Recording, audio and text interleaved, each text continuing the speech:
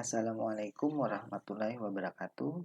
Baik, kita lanjutkan materi fisika dasar minggu ini dengan topik getaran. Nah, sebelumnya di video kali ini saya akan memberikan pengantar secara singkat tentang getaran. Apa yang dimaksud dengan getaran? Kita bisa definisikan getaran sebagai gerak berulang di sekitar titik setimbang.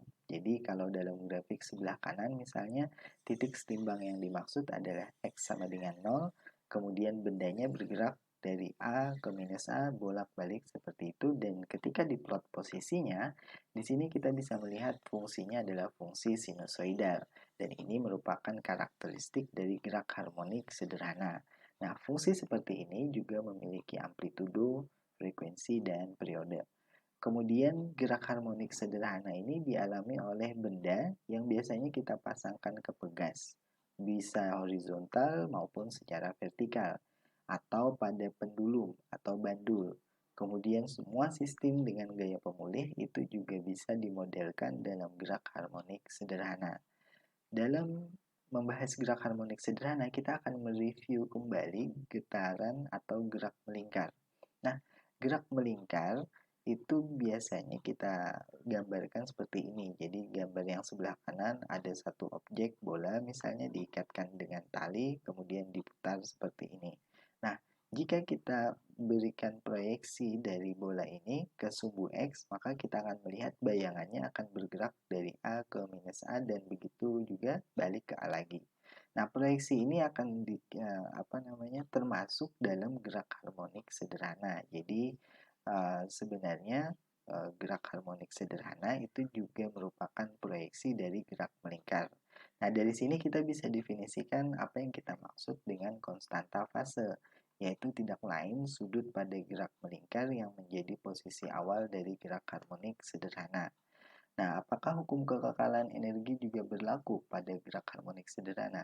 Iya, jadi syaratnya adalah tidak ada gaya gesek atau gaya disipatif lainnya.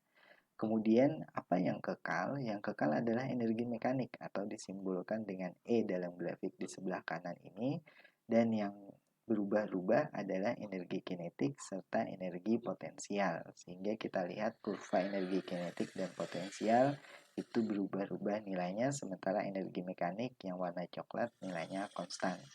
Kemudian jika ada gaya gesek, maka bagaimana dengan gerak harmonik sederhana? Tetap terjadi, cuman getarannya akan mengalami peredaman, atau yang kita lihat dalam grafik ini amplitudonya semakin lama menjadi semakin kecil.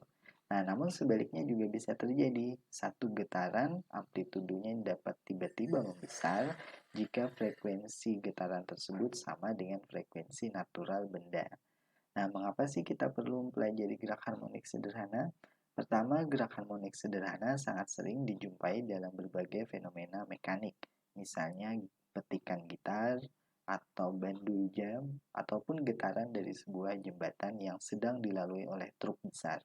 Kemudian pada fenomena listrik, kita tahu bahwa listrik yang kita gunakan sebenarnya berosilasi nilai tegangannya. Kemudian dari kimia dan fisika, dari sistem atomik, misalnya kita akan mengenali model elektron yang bergetar secara harmonik atau molekul yang mengalami getaran. Nah, getaran yang lebih kompleks juga dapat dipahami dari gerak harmonik sederhana. Selain itu, getaran adalah sumber dari fenomena gelombang yang akan kita bahas minggu depan. Oke, terima kasih. Sekian untuk pengantar awal. Mari kita lanjutkan ke pembahasan tentang getaran.